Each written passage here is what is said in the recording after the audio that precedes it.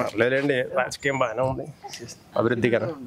అభివృద్ధి లేదని అంటున్నారు కదా. ఇక సరే సరే సగం జరుగుతూనే ఉండాలి కొన్ని కొన్ని విషయాలు. సంక్షేమం పర్లేదండి, సంక్షేమం కూడా. సంక్షేమాల్లో ఏమేమి బాగున్నాయి మీకు?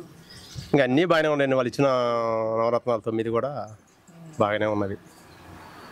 సంక్షేమం ముసుగులో డబ్బులు వెనక్కి తీసేసుకొని అభివృద్ధిని లేకుండా చేశారు కదా, దాని గురించి ఇక అంత లోతుగా మనం వెళ్ళలేములేండి, ఎందుకని మనకి మీకు కనిపించాలి కదా.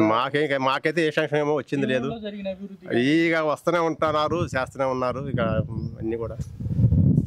సంక్షేమ పథకాలు అనేవి తెలుగుదేశం వాళ్ళకి వస్తున్నాయా?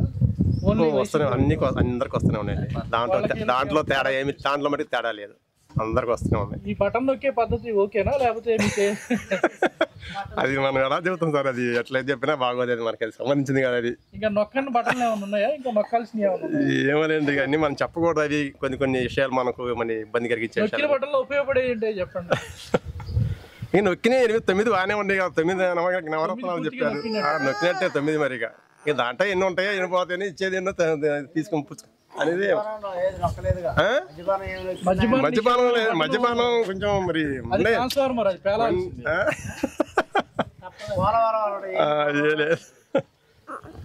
ఇప్పుడు ఎవరి పార్టీ వాళ్ళ గురించి చెప్పుకుంటారు, దాన్నే ఉంది కదా అట్లా. ఓవరాల్ గా మళ్ళీ ప్రభుత్వం మారుద్దా? ఇదే ప్రభుత్వం కొనసాగించొద్దా?